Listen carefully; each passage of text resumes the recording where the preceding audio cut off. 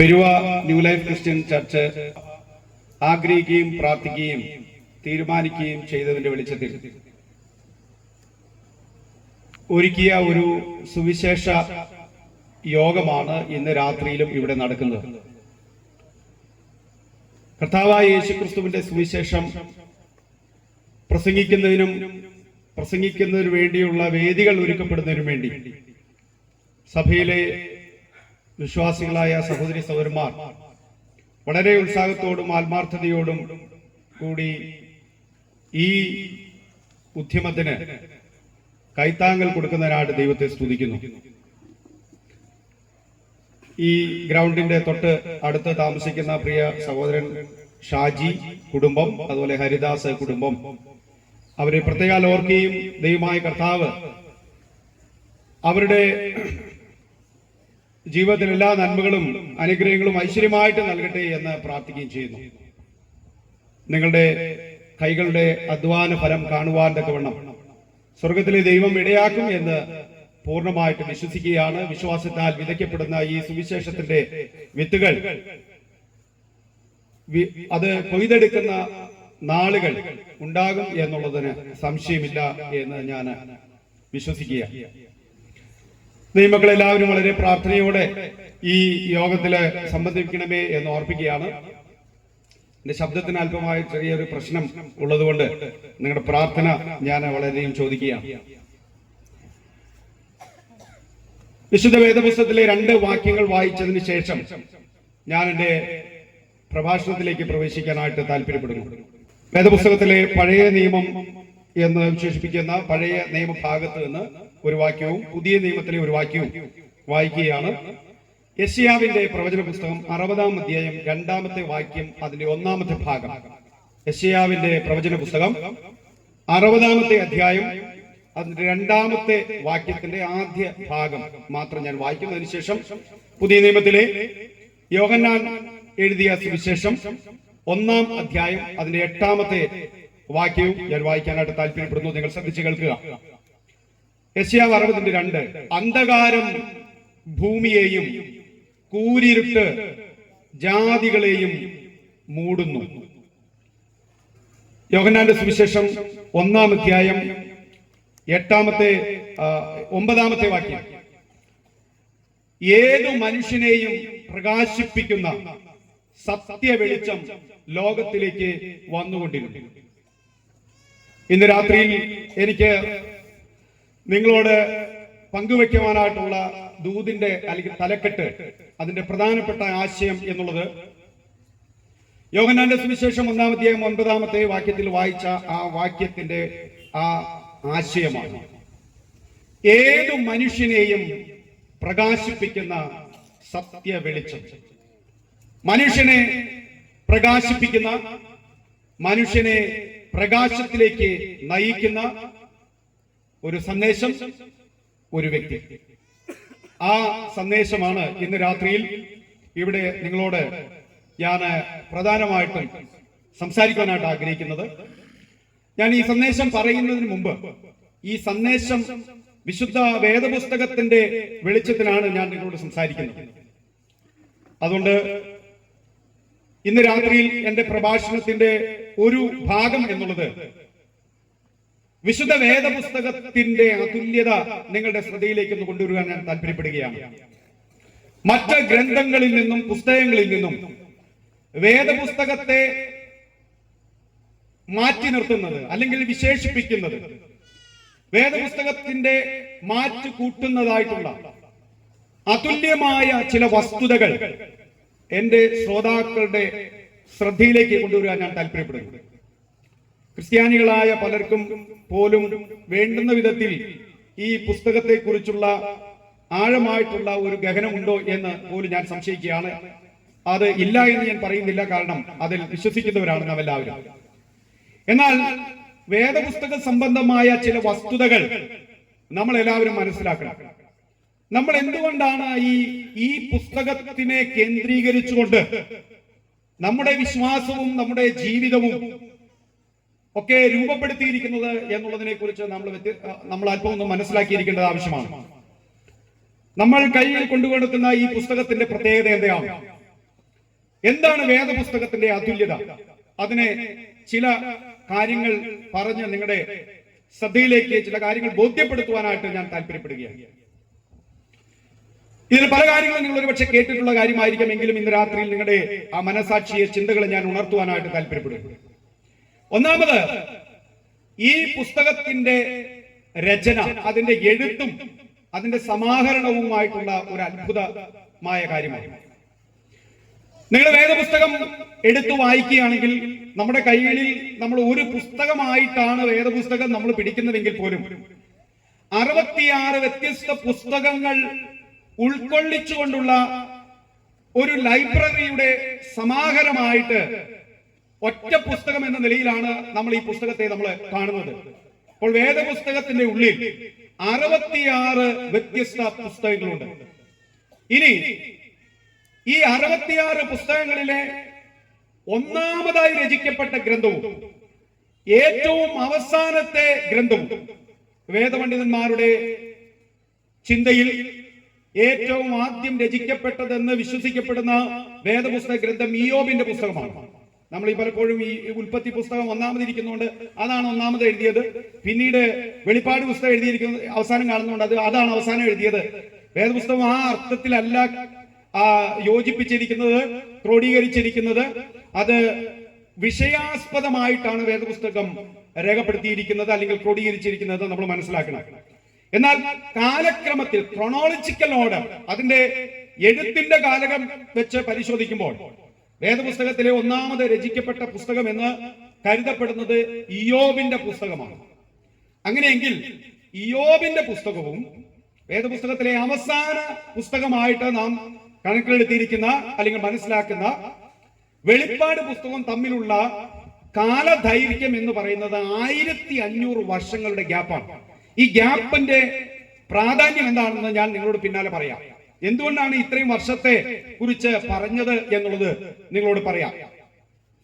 അതിലേക്ക് വരുന്നതിന് മുമ്പ്, ഈ 66 പുസ്തകങ്ങൾ രേഖപ്പെടുത്തിയത് ജീവിതത്തിന്റെ വ്യത്യസ്ത തുറകളിൽ, സംസ്കാരങ്ങളിൽ, ജീവിതാവസ്ഥകളിൽ, തൊഴിലിൽ ഏർപ്പെട്ടിരുന്ന ആളുകളാണ്.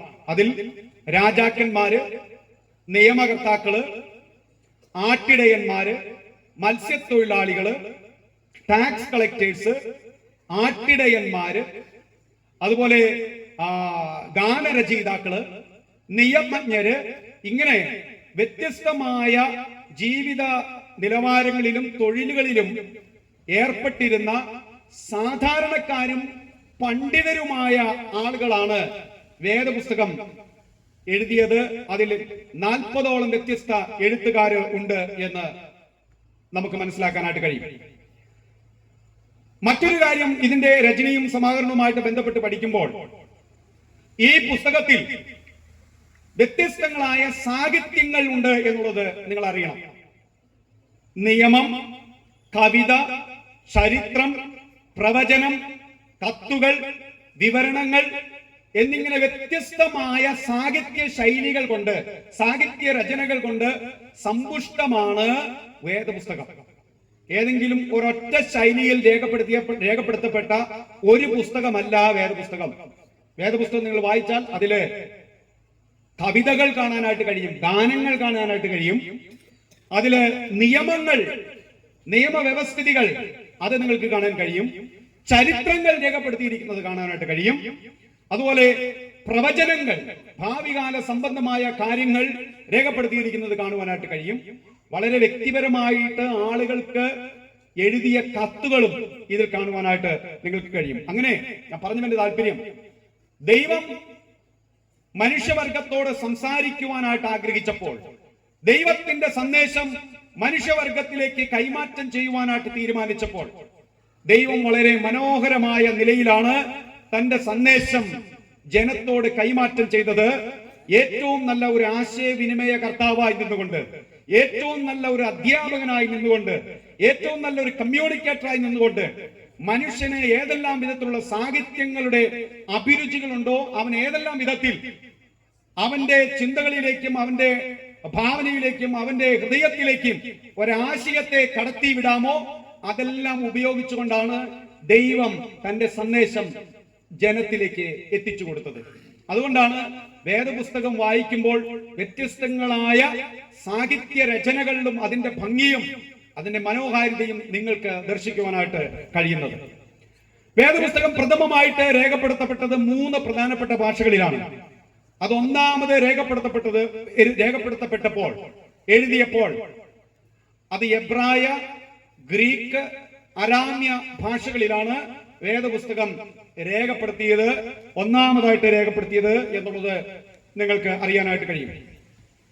ഇനി ഇതിന്റെ ഉള്ളടക്കത്തിലേക്കും ഈ 66 പുസ്തകങ്ങളുടെ ഉള്ളടക്കത്തിലേക്കും അതിന്റെ സന്ദേശത്തിലേക്കും നമ്മൾ പ്രവേശിക്കുമ്പോൾ ഞാൻ നിങ്ങളോട് പറയുകയുണ്ടായി, 66 വ്യത്യസ്ത പുസ്തകങ്ങൾ, 40ഓളം വ്യത്യസ്തമായ രചയിതാക്കൾ അല്ലെങ്കിൽ ഗ്രന്ഥകർത്താക്കൾ, 1500 വർഷത്തോളം വരുന്ന ഒരു കാല ദൈർഘ്യം, ഇത്രയെല്ലാം ഉണ്ടായിരുന്നിട്ടും നിങ്ങൾ വേദപുസ്തകം വായിച്ചാൽ ഇതൊരൊറ്റ പുസ്തകം വായിക്കുന്നത് പോലെ തന്നെ മാത്രം സൗന്ദര്യമുള്ള, ഒരാശയമുള്ള, ഒരേ വിഷയം സംസാരിക്കുന്ന ഒരു പുസ്തകമായിട്ട് നിങ്ങൾക്കിതിനെ വായിക്കാനും മനസ്സിലാക്കുവാനായിട്ടും കഴിയും. ഞാൻ പറഞ്ഞത് നിങ്ങൾക്ക് ബോധ്യമായി എന്ന് ഞാൻ കരുതുകയാണ്. അങ്ങനെ വളരെ ദൈവവും മനുഷ്യനും അവർ തമ്മിലുള്ള ബന്ധത്തെ കേന്ദ്രീകരിച്ചിട്ടുള്ളതുമായ ഒരു വിവരണമാണ് വേദപുസ്തകത്തിൽ നമുക്ക് കാണുവാനായിട്ട് കഴിയുന്നത്. ദൈവവും മനുഷ്യനും തമ്മിലുള്ള ബന്ധം, അതുമായിട്ട് ബന്ധപ്പെട്ടിരിക്കുന്ന കാര്യങ്ങൾ കോർത്തിണക്കപ്പെട്ടുകൊണ്ട് സംസാരിച്ചിരിക്കുന്ന ഒരു അതുല്യമായ ഗ്രന്ഥം. ഇതെങ്ങനെ സാധിച്ചു എന്നുള്ളത് നിങ്ങൾക്ക് മനസ്സിലാക്കണമെങ്കിൽ ദൈവത്തിന്റെ വചനത്തിന്റെ ആ സവിശേഷത ദൈവശാസ്ത്രപരമായത് മനസ്സിലാക്കണം. അതിനെയാണ് നമ്മൾ വേദശാസ്ത്രത്തിൽ പറയുന്നത് inspiration of the word of God, അല്ലെങ്കിൽ ഇൻസ്പയർഡ് ബൈ ഗോഡ്. ദൈവത്താൽ ഇൻസ്പയർഡ് ആയത്, ദൈവശ്വാസീയമായത് എന്ന് പറയുന്നതിന്റെ കാരണം അതാണ്.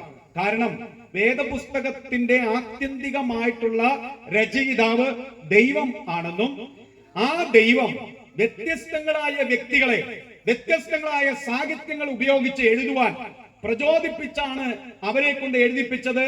അതുകൊണ്ട് ഇതിന് ഒരു ഗ്രന്ഥകർത്താവ് ആരാണെന്ന് ചോദിച്ചാൽ അത് ദൈവമാണെന്നും ആ ദൈവം കൽപ്പന കൊടുത്തിട്ട് അവരെ എഴുത്തുകാരെ പ്രചോദിപ്പിച്ചിട്ട് ദൈവശ്വാസീയമായ, ദൈവം നൽകിയ, ദൈവം കൊടുത്ത വചനങ്ങൾ തെറ്റുകൂടാതെ രേഖപ്പെടുത്തപ്പെട്ടിരിക്കുന്നു എന്നുള്ളതുമാണ് വേദപുസ്തകത്തിന്റെ പ്രത്യേകത. വേദപുസ്തകത്തിൽ തെറ്റില്ല, വേദപുസ്തകം സത്യസന്ധമാണ്, വേദപുസ്തകം ദൈവത്തിൽ നിന്നുള്ള വചനങ്ങളാണ് എന്നുള്ളതിനെ കുറിച്ച് പറയുവാനായിട്ട് ഒട്ടനവധി സമയം വേണം. പക്ഷേ അതിനുള്ള സമയം ഈ രാത്രിയിലില്ല. എന്റെ പ്രഭാഷണത്തിന്റെ ലക്ഷ്യവും അതല്ല. എന്നാൽ വേദപുസ്തകം സത്യമാണോ, അത് വാസ്തവത്തിൽ ദൈവിക ഗ്രന്ഥം തന്നെയാണോ എന്നറിയുവാനായിട്ട് നിങ്ങളുടെ മുമ്പാകെ ഞാൻ ഒരു അസൈൻമെന്റ് തരാം. നിങ്ങൾ അത് സൗകര്യം പോലെ നിങ്ങളുടെ ജീവിതത്തിന്റെ ഒരു അന്വേഷണമായിട്ട് അത് നിങ്ങൾ ഏറ്റെടുക്കുകയാണെങ്കിൽ, ഞാൻ ഈ പറഞ്ഞ കാര്യം ഒരു വെല്ലുവിളിയായിട്ട് നിങ്ങൾ ഏറ്റെടുക്കുക, നിങ്ങൾ അന്വേഷിക്കുക. വേദപുസ്തകത്തിൽ പറഞ്ഞിരിക്കുന്ന ഒട്ടനവധി പ്രവചനങ്ങൾ ചരിത്രത്തിൽ നിറവേറിയിട്ടുണ്ട് എന്നുള്ളതും ഇപ്പോൾ നിറവേറിക്കൊണ്ടിരിക്കുന്നു എന്നുള്ളതും ഇനി ധാരാളം പ്രവചനങ്ങൾ നിറവേറാനുണ്ട് എന്നുള്ളതും നിങ്ങൾക്ക് വേദപുസ്തകവും ചരിത്രവും സമകാലിക രാഷ്ട്രീയ സാമൂഹിക വർത്തമാനകാല സംഭവങ്ങളും പരിശോധിച്ചാൽ വേദപുസ്തകത്തിന്റെ സത്യസന്ധതയും അതിന്റെ തെറ്റിക്കൂടായ്മയും പകൽ പോലെ സത്യമായ തെളിവുള്ള ഒരു കാര്യമായിട്ട് നിങ്ങൾക്ക് ബോധ്യപ്പെടും എന്നുള്ളതിന് യാതൊരു സംശയവുമില്ല എന്ന് ഞാൻ നിങ്ങളെ അറിയിക്കട്ടെ. ഞാൻ നിങ്ങളോട് പറഞ്ഞു വന്നുകൊണ്ടിരിക്കുന്നത് അവന്റെ ഉള്ളടക്കം എന്താണ് എന്നുള്ളതാണ്.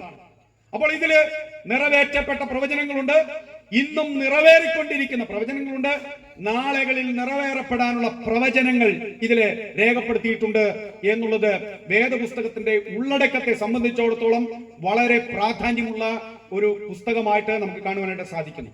ഇനി ഈ വേദപുസ്തകത്തിന്റെ പ്രധാനപ്പെട്ട മറ്റൊരാശയം എന്ന് പറയുന്നത് ഞാൻ നിങ്ങളോട് പറയുകയുണ്ടായി, ദൈവവും മനുഷ്യനും തമ്മിലുള്ള ബന്ധത്തെ കുറിച്ചിട്ടുള്ള ഒരു കാര്യം വിശദീകരിക്കുന്ന കാര്യങ്ങളാണ്, വസ്തുതകളാണ് നമുക്ക് വേദപുസ്തകത്തിൽ കാണുവാനായിട്ട് കഴിയുന്നത്.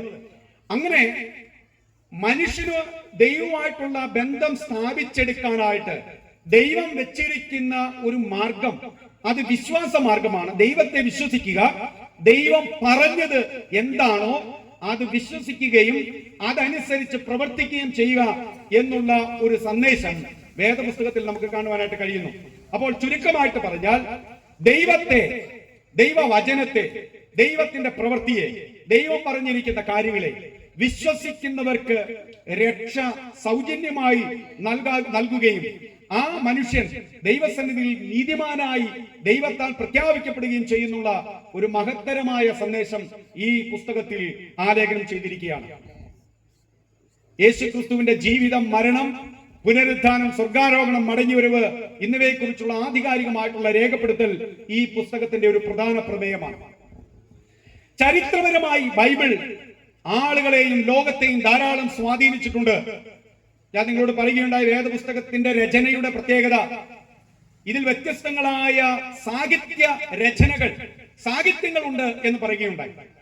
ഈ രചനകളെയെല്ലാം ചിന്തകന്മാരും കലാകാരന്മാരും സാഹിത്യകാരന്മാരും നിയമജ്ഞന്മാരും അങ്ങനെ വലിയ ആളുകളൊക്കെ പഠിച്ച് മനസ്സിലാക്കിയപ്പോൾ ലോകത്തിൽ ഇത്രമാത്രം സുന്ദരമായ ഒരു ഗ്രന്ഥം വേറെയില്ല, ഇത്രമാത്രം ഉന്നതമായ സ്വാധീനം ചെലുത്തുവാനായിട്ട് കഴിവുള്ള മറ്റൊരു സാഹിത്യം പോലും ലോകത്തിൽ ഇല്ല എന്നുള്ളത് ആളുകൾക്ക് മനസ്സിലായപ്പോൾ വേദപുസ്തകത്തിന്റെ രചനയുടെ ചുവട് പിടിച്ചുകൊണ്ട് പിൽക്കാലത്ത് വന്ന എഴുത്തുകാര്, നിയമജ്ഞര്, ബുദ്ധിജീവികളൊക്കെ അതിന്റെ ചൂട് പിടിച്ച് പല കാര്യങ്ങളും എഴുതുകയും ലോക സംസ്കാരങ്ങളെയും സാഹിത്യങ്ങളെയും എഴുത്തുകളെയും ഒക്കെ വേദപുസ്തകം ആ നിലയിൽ സ്വാധീനിച്ചിട്ടുണ്ട് എന്നുള്ളത് ചരിത്രപരമായ ഒരു വസ്തുതയാണ്.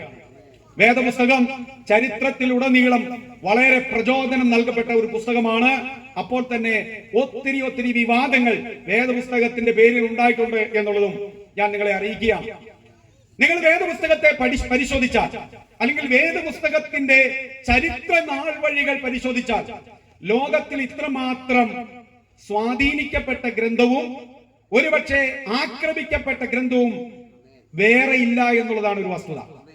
ലോകത്തെ മനുഷ്യനെ ഇത്രമാത്രം സ്വാധീനിച്ച ഒരു പുസ്തകം, ലോക സംസ്കാരങ്ങളെ സ്വാധീനിച്ച ഒരു പുസ്തകം, ആളുകളെ സ്വാധീനിച്ച, പരിവർത്തനം ചെയ്ത ഒരു പുസ്തകം, രൂപാന്തരം കൊണ്ടുവന്ന ഒരു പുസ്തകം, മാറ്റങ്ങൾ കൊണ്ടുവന്ന പുസ്തകം, നരഭോജികളെ നരസ്നേഹികളാക്കി മാറ്റിയ പുസ്തകം, മനുഷ്യനെ യഥാർത്ഥമായ മനുഷ്യത്വത്തിലേക്കും അവന്റെ നന്മയിലേക്കും തിരികെ കൊണ്ടുവന്ന പുസ്തകം, സംസ്കാരങ്ങളെ രൂപപ്പെടുത്തിയ പുസ്തകം, അധാർമികതയും അസന്മാർഗികതയും ഒക്കെ ആടിത്തിമർത്ത ലോകത്തിൽ ധാർമ്മികതയുടെ വെള്ളിവെളിച്ചം പകർന്നുകൊടുത്ത ഒരു പുസ്തകം. എന്നിട്ട് പോലും ഈ പുസ്തകത്തിനെതിരെയുള്ള ആക്രമണങ്ങൾ അവസാനിച്ചില്ല. നേതാക്കന്മാർ, ഭരണകർത്താക്കൾ, രാജാക്കന്മാർ, രാഷ്ട്രീയക്കാർ, നിരീശ്വരവാദികൾ, ചക്രവർത്തിമാർ, അങ്ങനെ വ്യത്യസ്തങ്ങളായ ആശയങ്ങളും ചിന്താഗതികളും താല്പര്യങ്ങളുമുള്ള ആളുകൾ വേദപുസ്തകത്തിനെതിരെ ആക്രമണം അഴിച്ചുവിട്ടു. അവയെ ഭൂമുഖത്ത് നിന്ന് തുടച്ചു നീക്കുവാൻ ആഗ്രഹിച്ചു. അവയെല്ലാം കൂട്ടി കത്തിച്ച് നശിപ്പിച്ചു കളയാൻ തീരുമാനിച്ചു. ലോകത്ത് അത് ബാൻ ചെയ്ത പുസ്തകമായിട്ട് പല രാജ്യങ്ങളും അതിനെ പ്രഖ്യാപിച്ചപ്പോഴും വേദപുസ്തകം ഇന്നും അതിന്റെ ജൈത്രയാത്ര തുടർന്നുകൊണ്ടേയിരിക്കുകയാണ്. വേദപുസ്തകം കത്തിച്ചു എന്നുള്ളതിന്റെ പേരിൽ ഈ കേരളക്കരയിലോ ഇന്ത്യയിലോ ലോകത്തിലെവിടെയോ ഒരു ബന്ധോ ഹർത്താലോ നടന്നിട്ടില്ല എന്നുള്ളത് നിങ്ങൾക്കറിയാവുന്ന വസ്തുത തന്നെയാണ്. ഇവിടെ എത്രയോ ലക്ഷക്കണക്കിന്, ആയിരക്കണക്കിന്, ലക്ഷക്കണക്കിന് വേദപുസ്തകവും അതിന്റെ പ്രതികളും അതിന്റെ താളുകളുമാണ് വലിച്ചു കീറപ്പെട്ടിരിക്കുന്നത്, കത്തിച്ചിട്ടുള്ളത്. പക്ഷെ ഒരു ക്രിസ്ത്യാനിയും അതിന്റെ പേരിൽ ഏതെങ്കിലും വിഭാഗങ്ങളെ ആക്രമിക്കുകയോ വാഹനങ്ങൾ തല്ലിത്തകർക്കുകയോ സ്ഥാപനങ്ങൾ നശിപ്പിക്കുകയോ ഏതെങ്കിലും ജനവിഭാഗത്തെ ആക്രമിക്കുകയോ സമരങ്ങളോ ബന്ധുകളോ ഹർത്താലുകളോ നടത്തുകയോ ചെയ്തിട്ടില്ല എന്നുള്ളത്. എന്നിട്ട് പോലും വേദപുസ്തകം അതിന്റെ സ്വത്വത്തിൽ അത് തനിയെ അതിന്റെ ജൈത്രയാത്ര തുടരുന്നതിന്റെ കാരണം അത് ദൈവത്തിന്റെ ഗ്രന്ഥം ആയതുകൊണ്ട് മാത്രമാണ് എന്നുള്ളത് ഇന്ന് രാത്രിയിൽ തിരിച്ചറിയുക. ഫ്രഞ്ച് തത്വചിന്തകനായ നിരീശ്വരവാദി വോൾട്ടയർ പറഞ്ഞ കാര്യം ചിലരെങ്കിലും കേട്ടു കാണും. അദ്ദേഹം വേദപുസ്തകത്തോട് വളരെ എതിർപ്പുള്ള, വേദപുസ്തകത്തെ നിശിതമായി വിമർശിച്ച ഒരു വ്യക്തിയായിരുന്നു. അദ്ദേഹം പറഞ്ഞു, ഞാൻ മരിച്ചു കഴിഞ്ഞ് 100 വർഷം കഴിയുമ്പോഴത്തേക്കും ഈ വേദപുസ്തകം ബൈബിള് ഒരു പുരാവസ്തു അന്വേഷിക്കുന്ന കൗതുകം പോലെ, ഒരാള് ഒരു കൗതുക വസ്തു പോലെ വേദപുസ്തകം അതിന്റെ പുരാവസ്തു കേന്ദ്രങ്ങളിൽ അന്വേഷിച്ചു വരും എന്ന് അദ്ദേഹം പറഞ്ഞു. ഞാൻ ഒന്നും കൂടി ലളിതമായിട്ട് പറയാം. ഞാൻ മരിച്ച് 100 വർഷം കഴിയുമ്പോഴത്തേക്കും വേദപുസ്തകം ഒരു പുരാവസ്തു ഗ്രന്ഥമായിട്ട് പുരാവസ്തു സ്ഥാപനങ്ങൾ സൂക്ഷിക്കുന്ന അവിടെ കാണാനായിട്ട് ആളുകൾ വരും എന്ന് അദ്ദേഹം പറഞ്ഞു. എന്ന് പറഞ്ഞാൽ ഇതിന് പ്രസക്തി ഇല്ലാതെയും ഇത് കണ്ടെത്താൻ കഴിയാത്തതുമായ ഒരു പുസ്തകമായിട്ട് മാറുമെന്നാണ് അദ്ദേഹം പ്രവചിച്ചത്. എന്നാൽ ചരിത്രത്തിൽ ഒരു വിസ്മയകരമായ കാര്യം നടന്നു, ഒരു വിരോധാഭാസമായ ഒരു കാര്യം നടന്നു. വോൾട്ടയർ മരിച്ചതിന് ശേഷം ഫ്രാൻസിലെ ബൈബിൾ സൊസൈറ്റി അദ്ദേഹത്തിന്റെ വീട് ഇങ്ങ് വിലയ്ക്ക് വാങ്ങിയിട്ട് അദ്ദേഹത്തിന്റെ വീട്ടിൽ നിന്ന് ബൈബിൾ അച്ചടിച്ച് ഇറക്കി ആയിരക്കണക്കിന് പ്രതികൾ വിതരണം ചെയ്തു എന്നുള്ളത് ചരിത്രത്തിൽ ഒരിക്കലും തള്ളിക്കളയാൻ കഴിയാത്ത ഒരു വസ്തുതയായിട്ട് നിലനിൽക്കുകയാണ്. ഇതാണ് ബൈബിളും ബൈബിളിന്റെ ദൈവത്തിന്റെ പ്രത്യേകത. നിങ്ങൾ ഇത് ആക്രമിക്കും തോറും, ഇതിനെ വിമർശിക്കും തോറും, ഇതിനെ കല്ലെറിയും തോറും, ഇതിനെ വേണ്ട എന്ന് പറയും തോറും ഇത് കൂടുതൽ ശക്തമായ സ്വാധീനം വ്യക്തികളിലേക്കും കുടുംബങ്ങളിലേക്കും സമൂഹങ്ങളിലേക്കും രാഷ്ട്രങ്ങളിലേക്കും ചെല്ലും എന്നുള്ളതാണ്. ഇതിന്റെ കൂട്ടത്തിൽ പറയാൻ പാടില്ലാത്ത ഒരു ചിന്ത കൂടി ഞങ്ങൾ പറയട്ടെ. അത് വാസ്തവത്തിൽ പറയാൻ പാടില്ല എങ്കിലും പറഞ്ഞങ്ങ് പോവുകയാണ്. ജവഹർലാൽ നെഹ്റു പറഞ്ഞു എന്നാണ് ഞാൻ കേട്ടത്. അത് ജവഹർലാൽ നെഹ്റു തന്നെയാണോ എന്ന് എനിക്ക് ഉറപ്പില്ല. പക്ഷേ ഈ സ്റ്റേറ്റ്മെന്റ് അങ്ങനെ പറഞ്ഞു എന്നുള്ളത് വസ്തുതയാണ്. നിങ്ങൾ ക്രിസ്ത്യാനികളെ ഉണർത്തരുത്, അവർ ഉറങ്ങിക്കിടക്കുന്ന സിംഹങ്ങളാണ് എന്ന് പറഞ്ഞാൽ, നിങ്ങൾ ക്രിസ്ത്യാനികളെ ആക്രമിക്കാൻ തുടങ്ങുമ്പോൾ, ക്രിസ്ത്യാനിത്വത്തെ വെറുക്കാനും അവയെ എതിർക്കാനും തള്ളിക്കളയാനും ആക്രമിക്കാനും തുടങ്ങുമ്പോൾ ക്രിസ്ത്യാനിത്വം വളരെ ശക്തിയോടെ ഉയർത്തെഴുന്നേറ്റ് അത് വീണ്ടും ഉണർന്നെഴുന്നേറ്റ് വീണ്ടും ശക്തിയോടെ അത് പ്രചരിക്കും എന്നാണ് അദ്ദേഹം പറഞ്ഞത്. അത് നാട്ടുകാരോട് പറയേണ്ട കാര്യമല്ലായിരുന്നെങ്കിലും ഞാൻ ഇതങ്ങ് പറഞ്ഞു പോവുകയാണ്. പ്രിയപ്പെട്ടവരെ, ഞാൻ ബൈബിളിലേക്ക് മടങ്ങി വരികയാണ്. ഞാൻ പറഞ്ഞു വന്നത് വേദപുസ്തകത്തിന്റെ ആ പ്രത്യേകതകൾ, അതുല്യതകളാണ് ഞാൻ നിങ്ങളോട് പറഞ്ഞുകൊണ്ടിരിക്കുന്നത്. ഇത്രയേറെ പ്രത്യേകതകൾ ഉണ്ടായിട്ടും we don't understand why people hate the Bible. എന്തുകൊണ്ടാണ് ചില ആളുകൾ, എല്ലാവരുമല്ല, ചുരുക്കം ചില ആളുകൾ, സമൂഹങ്ങൾ, സംഘടനകൾ, വ്യക്തികളൊക്കെ ഈ വേദപുസ്തകം വെറുക്കുന്നത്, ഭയപ്പെടുന്നത്, ഇവയെ ഇല്ലാതെയാക്കാൻ ശ്രമിക്കുന്നത് എന്നൊരു ചോദ്യം ചോദിക്കുമ്പോൾ അതിന്റെ പിന്നിൽ ധാരാളം രഹസ്യങ്ങളുണ്ട്. കാരണം ഈ പുസ്തകം ജനം വായിക്കാനായിട്ട്, ഈ പുസ്തകം ജനങ്ങളുടെ കൈകളിലേക്ക് എത്തിച്ചാൽ, ഞാൻ നിങ്ങളോട് പറഞ്ഞു, ഏത് മനുഷ്യനെയും പ്രകാശിപ്പിക്കുന്ന സത്യവെളിച്ചം ലോകത്തിലേക്ക് വന്നുകൊണ്ടിരുന്നു എന്നുള്ളത് മനുഷ്യന് നൽകുന്ന ഒരു സന്ദേശം ഈ പുസ്തകത്തിൽ നിന്നാണ്. ഈ പുസ്തകം ചെന്നിടത്തെല്ലാം ആളുകൾ മാറിയിട്ടുണ്ട്, ആളുകളുടെ സ്വഭാവം മാറിയിട്ടുണ്ട്, ആളുകളുടെ അടിമത്വം മാറിയിട്ടുണ്ട്, അരാജക ചിന്തകൾ മാറിയിട്ടുണ്ട്, അധാർമികതകൾ മാറിയിട്ടുണ്ട്. ഈ പുസ്തകം വ്യക്തികളിലും സമൂഹങ്ങളിലും കുടുംബങ്ങളിലും രാഷ്ട്രങ്ങളിലും ചെലുത്തിയ സ്വാധീനം വലിയതാണ്. ഈ പുസ്തകം പലരുടെയും കൈകളിലെത്തിയാൽ മനുഷ്യന് ജ്ഞാനമുണ്ടാകും, വിവേകമുണ്ടാകും, സ്വത്വബോധമുണ്ടാകും. അവൻ മനുഷ്യനാണെന്നും അവൻ മൃഗമല്ല എന്നും ഉള്ള തിരിച്ചറിവ് അവൻ ഉണ്ടാകും എന്ന് ചില ആളുകൾ മനസ്സിലാക്കിയപ്പോൾ ഈ പുസ്തകത്തെ തടഞ്ഞേ പറ്റൂ എന്നുള്ളൊരു ചിന്തയാണ് അവർക്കുണ്ടാകുന്നത്. അല്ലാതെ നിങ്ങൾ പറയും, ഈ പുസ്തകത്തെ എന്തിന്റെ പേരിൽ നശിപ്പിക്കണം? നിങ്ങൾ വേദപുസ്തകം ഒരിക്കലെങ്കിലും വായിച്ചിട്ടുണ്ടെങ്കിൽ ഞാൻ നിങ്ങൾക്ക് ഉറപ്പ് തരുന്നു, നിങ്ങൾ ഈ വേദപുസ്തകത്തെ ചുമക്കും. എന്റെ ഒരു സുഹൃത്ത്, വെസ്റ്റ് ബംഗാളുകാരിയായ ഒരു പെൺകുട്ടിയുണ്ട്. ആ പെൺകുട്ടിയുടെ സാക്ഷ്യം ഞാൻ സെമിനാരി പഠനത്തിൽ വെച്ച് കേട്ടത് ഇങ്ങനെയാണ്. അവള് വളരെ വായന ഇഷ്ടപ്പെടുന്ന, ചിന്തകൾ ഇഷ്ടപ്പെടുന്ന, സാഹിത്യങ്ങൾ ഇഷ്ടപ്പെടുന്ന ഒരു പെൺകുട്ടിയാണ്. ഈ പെൺകുട്ടി എനിക്ക് നേരിട്ട് അറിയാം. ഞാൻ ആ കുട്ടിയുടെ സാക്ഷ്യം കേട്ടതിന്റെ വെളിച്ചത്തിൽ ഞാൻ നിങ്ങളോട് പറയുന്നതാണ്.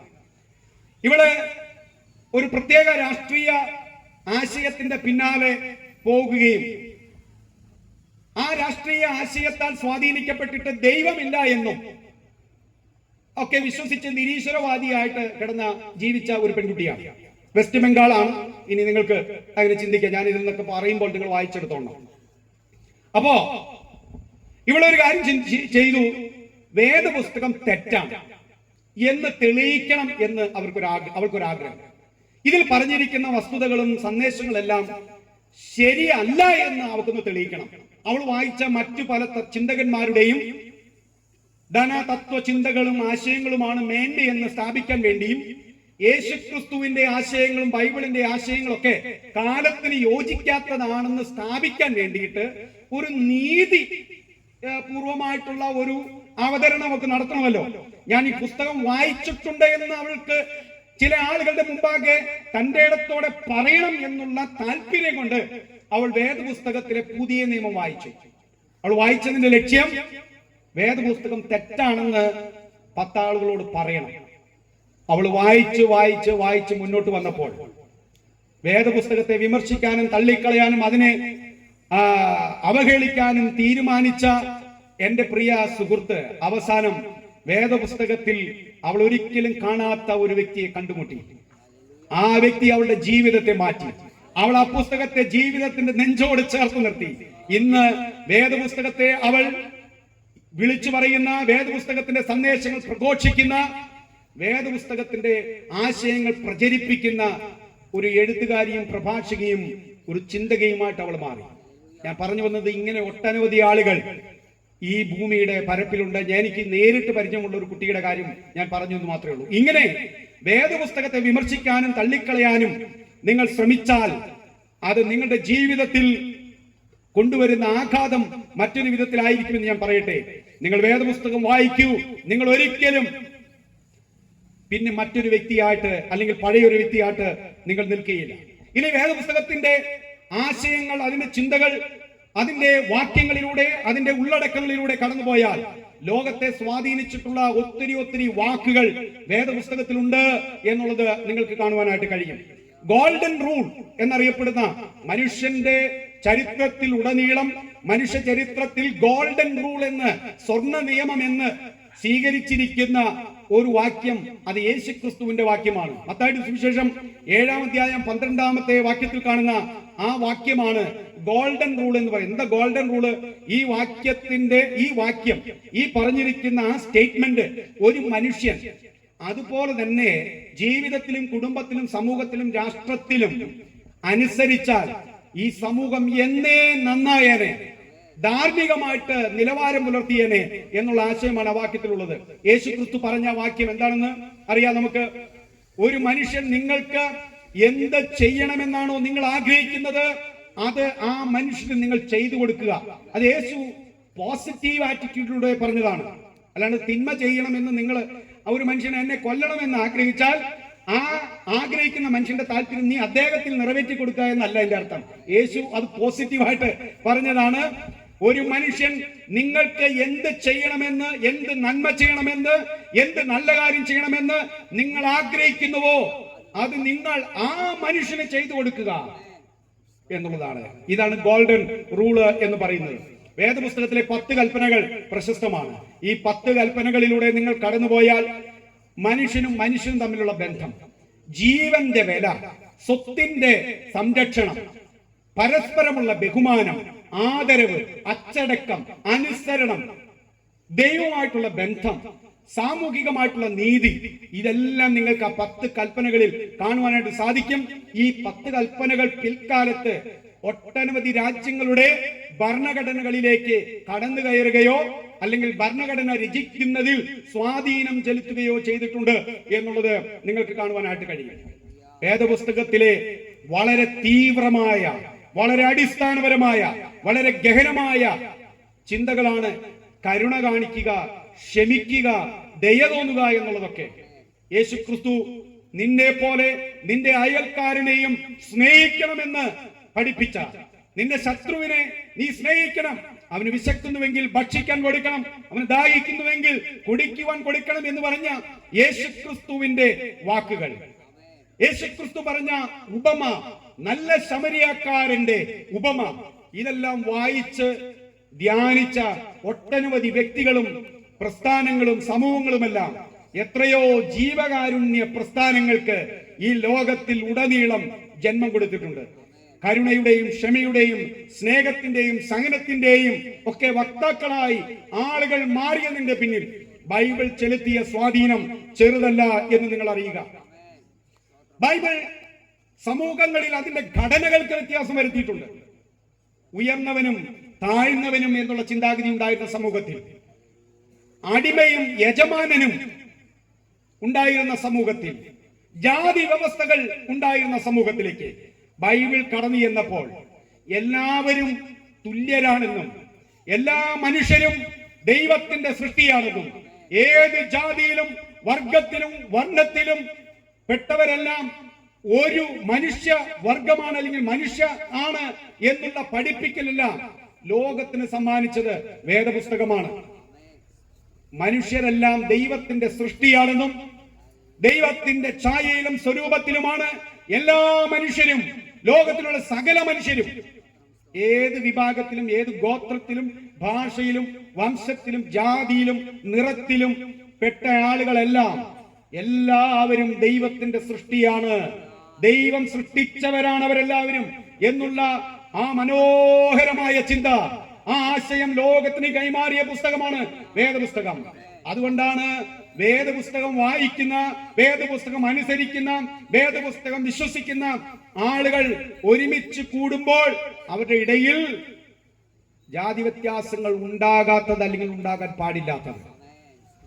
പിന്നെ ഇതൊരു ശാപമായിട്ട് വർഷങ്ങളോളം മനുഷ്യന്റെ ഇടയിൽ കിടക്കുന്നതുകൊണ്ട് കുറച്ച് സമയം എടുക്കും ഒന്നും മാറിക്കിട്ടാൻ. പക്ഷേ വേദപുസ്തകം പറയുന്നത് മനുഷ്യരെല്ലാവരും തുല്യരാണ്.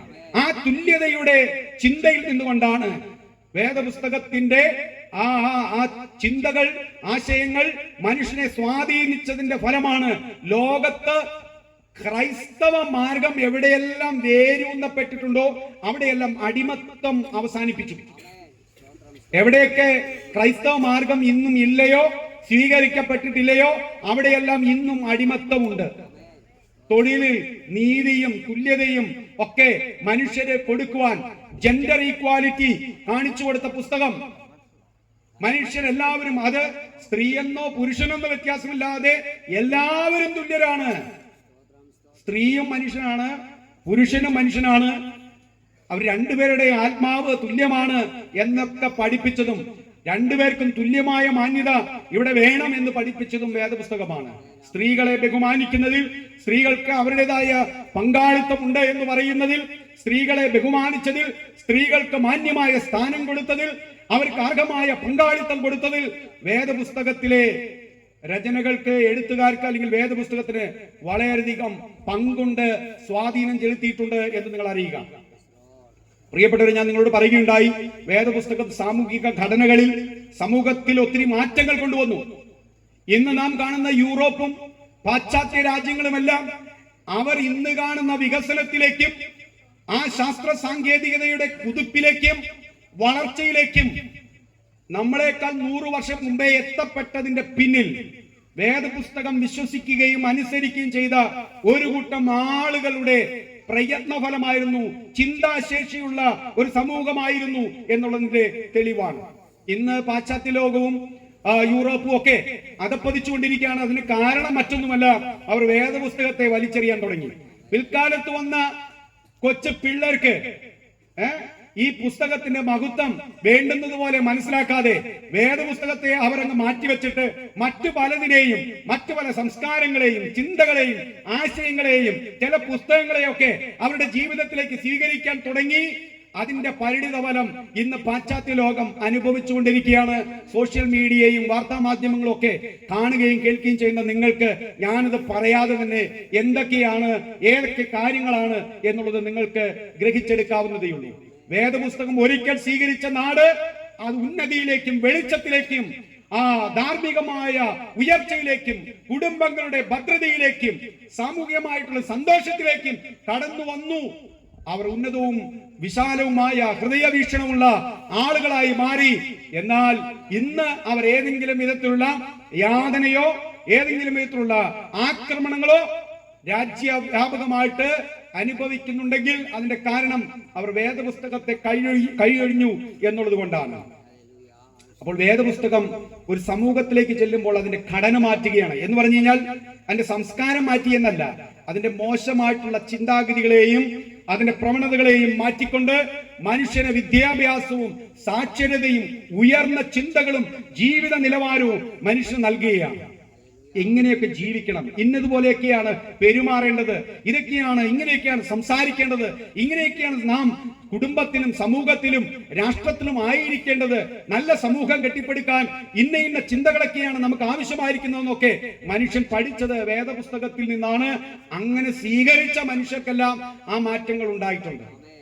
അപ്പോൾ ചിലരൊക്കെ ഇപ്പോൾ ചിലപ്പോൾ ഒരു വിമർശന ബുദ്ധിയോടെ നിങ്ങളുടെ ഉള്ളിലൊക്കെ തോന്നുന്നുണ്ടാകും, വേദപുസ്തകത്തെക്കാളൊക്കെ പഴമേറിയ ഗ്രന്ഥങ്ങളും വേദങ്ങളും ഒക്കെ ഉള്ള ഒരു നാടാണല്ലോ ഞങ്ങളുടെ നാട്, ഞങ്ങളുടെ സംസ്കാരം, നമ്മുടെ ദേശം എന്നൊക്കെ പലരും ചിന്തിക്കുന്നുണ്ടാകും.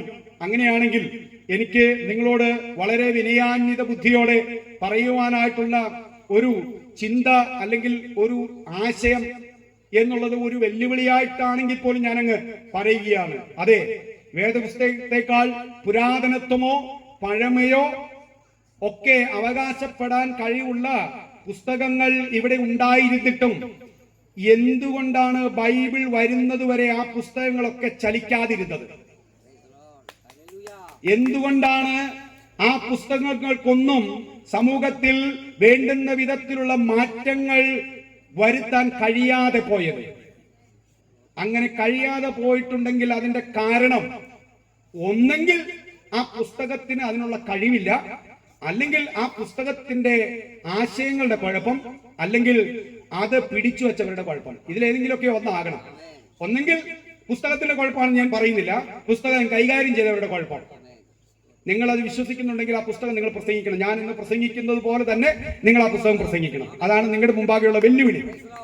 ഇന്ന് വേദപുസ്തകം ലോകത്തിന്റെ എത്രയോ ഭാഷകളിലേക്ക് വിവർത്തനം ചെയ്യപ്പെട്ടിരിക്കുന്ന ഒരു പുസ്തകമാണ്. ഞങ്ങൾ വിശ്വസിച്ചു വേദപുസ്തകം ദൈവം മനുഷ്യന് നൽകിയപ്പോൾ അത് എബ്രായ, ഗ്രീക്ക്, അരാമിക് ഭാഷകളിലായിട്ട് എഴുതപ്പെട്ടുവെങ്കിലും അത് ലോകത്തിന് മുഴുവൻ കൈമാറേണ്ട സന്ദേശമാണെന്ന് അതിന്റെ എഴുത്തുകാർ വിശ്വസിച്ചത് കൊണ്ടാണ് വിവിധ ഭാഷകളിലേക്ക് അത് തർജ്ജിമ ചെയ്ത് കൊടുത്തത്. കാരണം ദൈവത്തിന്റെ സന്ദേശം എവിടെയും ഒതുങ്ങിക്കൂടാൻ പാടുള്ളതല്ല.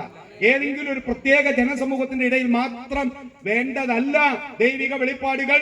കാരണം ദൈവം ഒരുവനേ ഉള്ളുവെങ്കിൽ ദൈവത്തിന്റെ വെളിപ്പാടുകൾ എല്ലാ മനുഷ്യരിലേക്കും എത്തേണ്ടത് ആവശ്യമാണെങ്കിൽ ആ വെളിപ്പാടുകളുടെ വിവർത്തനങ്ങളും അതിന്റെ പ്രചാരണങ്ങളും ആവശ്യമാണെന്ന് ചിന്തിച്ചത് കൊണ്ടാണ് വേദപുസ്തകം ലോകത്തിലെ ഏറ്റവും കൂടുതൽ ഭാഷകളിലേക്ക് വിവർത്തനം ചെയ്യപ്പെട്ട പുസ്തകമായി ഇന്ന് മാറിയിരിക്കുന്നത്.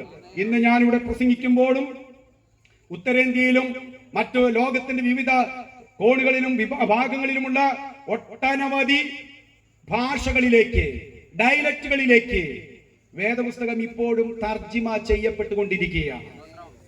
നിങ്ങൾക്കറിയാമോ, ഭാഷയ്ക്ക് അതിന്റെ സൗന്ദര്യം നൽകിയത് ക്രിസ്ത്യൻ മിഷണറിമാരാണെന്ന് ഞാൻ അതിലേക്ക് ഒന്നും പോകുന്നില്ല. വേദപുസ്തകം വായിക്കണം, അത് പഠിക്കണം, അത് വിവർത്തനം ചെയ്യണം എന്നുള്ള താല്പര്യത്തോടു കൂടി തന്നെയാണ് ക്രൈസ്തവ മിഷണറിമാർ പ്രിന്റിംഗ് പ്രസ്സുകളും സ്ഥാപിച്ചത്, സ്കൂളുകൾ സ്ഥാപിച്ചത്. അവർ പഠിപ്പിച്ചത് വിദ്യാഭ്യാസം ജനത്തിന് ഉണ്ടാകണം, എങ്കിൽ മാത്രമാണ് അവർക്ക് വായിക്കാൻ കഴിയുകയുള്ളൂ. എഴുത്തും വായനയും ജനത്തിന് ഉണ്ടാകണം, എങ്കിൽ മാത്രമാണ് ബൈബിൾ അവർക്ക് വായിക്കാൻ കഴിയുള്ളൂ എന്ന് വിശ്വസിച്ചത് കൊണ്ടാണ് ബൈബിൾ തർജ്ജിമ ചെയ്യപ്പെട്ടത്. അല്ലാതെ ഈ പുസ്തകം ഒരു പ്രത്യേക വിഭാഗം ജനത്തിനോ ഒരു പുരോഹിത വർഗത്തിനോ വേണ്ടി മാത്രം രേഖപ്പെടുത്തപ്പെട്ട് ഇത് ഇവര് മാത്രം വായിച്ചാൽ മതി, അവർ മാത്രം കേട്ടാൽ മതി എന്ന ചിന്തയോടെ രേഖപ്പെടുത്തിയതല്ല. ഇത് സർവ്വ മനുഷ്യനും സർവ്വ മനുഷ്യർക്കും സകല വംശങ്ങൾക്കും ഭാഷക്കാർക്കും വേണ്ടി രേഖപ്പെടുത്തപ്പെട്ട പുസ്തകമാണ്. അതുകൊണ്ട് വേദപുസ്തകം പോലെ തർജ്ജിമ ചെയ്യപ്പെട്ട, വിതരണം ചെയ്യപ്പെട്ട മറ്റൊരു പുസ്തകവും ലോകത്തിലില്ല എന്നുള്ളത് വേദപുസ്തകത്തിന്റെ ഒരു വലിയ അതുല്യതയാണ്. നിങ്ങൾക്കറിയാമോ, ഫ്രഞ്ച് വിപ്ലവം എന്ന് നിങ്ങൾ കേട്ടിട്ടുണ്ട്. 17-18 നൂറ്റാണ്ടിന്റെ ആ കാലയളവിൽ ഫ്രാൻസിൽ നടന്ന വിപ്ലവമാണ്. ആ വിപ്ലവത്തോടനുബന്ധിച്ച് സ്കൂളിലൊക്കെ നിങ്ങൾക്ക് പഠിക്കാനായിട്ട് കഴിയുന്നുണ്ട്. ഫ്രഞ്ച് വിപ്ലവത്തിനോടനുബന്ധിച്ച് ഉയർന്നു വന്ന ഒരു ലോകോത്തര ചിന്തയുണ്ടായിരുന്നു. ആ ചിന്ത എന്ന് പറയുന്നത് ഇക്വാലിറ്റി, ഫ്രറ്റേണിറ്റി ആൻഡ് ഫ്രീഡം എന്നുള്ളതായിരുന്നു. അഥവാ ഇക്വാലിറ്റി, തുല്യത, സമത്വം, അതുപോലെ സ്വാതന്ത്ര്യം, ഇതെല്ലാം ഉയർന്നു വരാനായിട്ട് കാരണമായി തീർന്നത് ബൈബിളിന്റെ വായന ആ കാലത്തെ ജനങ്ങൾക്കുണ്ടായിരുന്നു എന്നുള്ളത് കൊണ്ടാണ്.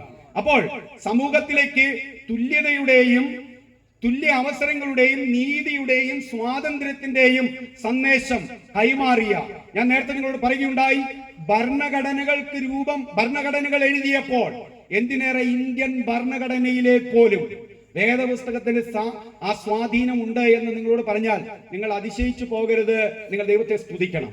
വേദപുസ്തകം അത്രമാത്രം സ്വാധീനം ലോകത്തിലെ ഭരണഘടനകളിൽ ചെലുത്തിയിട്ടുണ്ട്. ഞാനും നിങ്ങളും ഇന്ന് ഇവിടെ നിന്ന് പല കാര്യങ്ങളും സ്വാതന്ത്ര്യത്തോടെ ചെയ്യുന്നുണ്ടെങ്കിൽ അതിന്റെ പിന്നിലെ കാരണം ഇന്ത്യൻ ഭരണഘടനയാണ്. ഇന്ത്യൻ ഭരണഘടനയായതിന്റെ പിന്നിലെ കാരണം വേദപുസ്തകം തന്നെയാണ് എന്നുള്ളതിന് യാതൊരു സംശയമില്ല. കാരണം വേദപുസ്തകത്തിലെ ദൈവം മനുഷ്യന് സ്വാതന്ത്ര്യം കൊടുക്കുന്നതിൽ വിശ്വസിച്ച ദൈവമാണ്. അവനെ അടിമയായി കണ്ട ദൈവമല്ല, അവനെ അടിച്ചമർത്തപ്പെട്ട ഒരു റോബോട്ടായി, ദൈവം പറയുന്നതെല്ലാം കേൾക്കുന്ന ഒരു മെഷീനായിട്ടല്ല ദൈവം മനുഷ്യനെ സൃഷ്ടിച്ചത്. ദൈവം മനുഷ്യനെ സൃഷ്ടിച്ചപ്പോൾ തിരഞ്ഞെടുപ്പാൻ കഴിവുള്ള, സ്വതന്ത്ര ചിന്താഗതിയുള്ള, സ്വതന്ത്ര ജീവിയായിട്ടാണ് ദൈവം മനുഷ്യനെ സൃഷ്ടിച്ചത്. ആ സ്വാതന്ത്ര്യം മനുഷ്യന് ദൈവത്തെ പോലും ചോദ്യം ചെയ്യാനുള്ള സ്വാതന്ത്ര്യം അവന് കൊടുത്താണ് ദൈവം മനുഷ്യനെ സൃഷ്ടിച്ചത്. ആ സ്വാതന്ത്ര്യത്തിൽ ദൈവം വിശ്വസിക്കുന്നു, ബൈബിൾ വിശ്വസിക്കുന്നു. അത് തന്നെയാണ് ലോകത്തെല്ലായിടത്തും സ്വാധീനിക്കപ്പെട്ടതായിട്ടുള്ള ചിന്ത. അപ്പൊ ഞാൻ വീണ്ടും ചില കാര്യങ്ങളിലേക്ക് പറഞ്ഞു വരട്ടെ.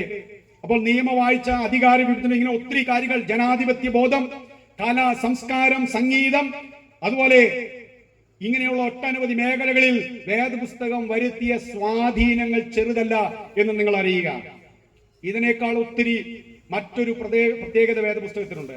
ഇതെല്ലാം ആളുകളിൽ, സമൂഹങ്ങളിൽ ഒക്കെ മാറ്റങ്ങൾ വരുത്തിയിട്ടുണ്ട് എന്നുള്ളപ്പോൾ തന്നെ വേദപുസ്തകം കൊണ്ടുവരുന്ന ഏറ്റവും വലിയ പരിവർത്തനം എന്ന് പറയുന്നത് വേദപുസ്തകത്തിലെ പ്രമാണങ്ങൾ, വേദപുസ്തകത്തിലെ ചിന്തകൾ, പഠിപ്പിക്കലുകൾ, ആശയങ്ങൾ സ്വീകരിക്കുന്ന, വിശ്വസിക്കുന്ന വ്യക്തികൾക്ക് രൂപാന്തരം ഉണ്ടാകുന്നു, അവർ രക്ഷ പ്രാപിക്കുന്നു എന്നുള്ളതാണ് വേദപുസ്തകം കൊണ്ടുവരുന്ന ഏറ്റവും വലിയ മാറ്റം. വേദപുസ്തകം മദ്യപാനിയെ മദ്യം ഉപേക്ഷിക്കാനായിട്ട് പഠിപ്പിക്കുകയാണ്. മദ്യപാനി സ്വർഗരാജ്യം കാണുകയില്ല എന്ന് പറഞ്ഞ പുസ്തകം വേദപുസ്തകമാണ്. അധാർമിക പ്രവർത്തനങ്ങളിൽ ഏർപ്പെടുന്നവർ, കുലപാതകന്മാർ, വ്യഭിചാരികൾ, അഹങ്കാരികൾ, ദുർനടപ്പുകാർ, വിഗ്രഹാരാധികൾ, ഇവരൊക്കെ സ്വർഗരാജ്യത്തിൽ പ്രവേശിക്കുകയില്ല, ദൈവം ഇരിക്കുന്നിടത്തേക്ക് വരുവാനായിട്ട് അവർക്ക് കഴിയുകയില്ല എന്ന് പഠിപ്പിച്ച ഉന്നതമായ പുസ്തകമാണ്. അവർക്ക് കടന്നു വരാം, അവർക്ക് ഈ ദൈവത്തിൽ വിശ്വസിച്ച് കഴികൾ പ്രാപിച്ച് അവർക്ക് പാപമോചനം ലഭിച്ചവരായിട്ട് ഏത് വ്യക്തിക്കും ദൈവത്തിന്റെ അടുക്കിലേക്ക് വരാം എന്ന് പഠിപ്പിച്ച പുസ്തകം വേദപുസ്തകമാണ്. വേദപുസ്തകം മനുഷ്യന് സമാധാനം നൽകുക മാത്രമേ ചെയ്തിട്ടുള്ളൂ. വേദപുസ്തകം കയ്യിൽ പിടിച്ചുകൊണ്ട് നടക്കുന്ന ഒരാളെ നിങ്ങൾക്ക് പേടിക്കേണ്ട. പ്രൈസലോ, ഒരു ആമേനും പ്രൈസലോട് നിങ്ങൾക്ക് പറയാമോ? വേദപുസ്തകം കയ്യിൽ പിടിച്ചുകൊണ്ട് ഒരു മനുഷ്യൻ റോട്ടിക്കൂടെ പോയാൽ നിങ്ങൾക്ക് അവനെ വിശ്വസിക്കാം, നിങ്ങൾക്ക് അവനെ ഭയപ്പെടേണ്ട കാര്യമില്ല, നിങ്ങൾക്ക് അവനോട് ചേർന്ന് നിൽക്കാൻ പറ്റും. പക്ഷേ അതായിരിക്കണമെന്നില്ല സ്ഥിതി മറ്റു പല പുസ്തകങ്ങളും പിടിച്ചുകൊണ്ട് നടന്നാൽ.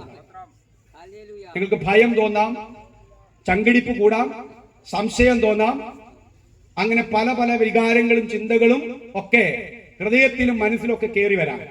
അതാണ് വേദപുസ്തകത്തെ മറ്റു പല പുസ്തകങ്ങളിൽ നിന്നും വ്യത്യസ്തമാക്കി നിർത്തുന്നത് എന്ന് ഞാൻ നിങ്ങളോട് പറഞ്ഞാൽ നിങ്ങൾ എന്നോട് കോപിക്കരുത്.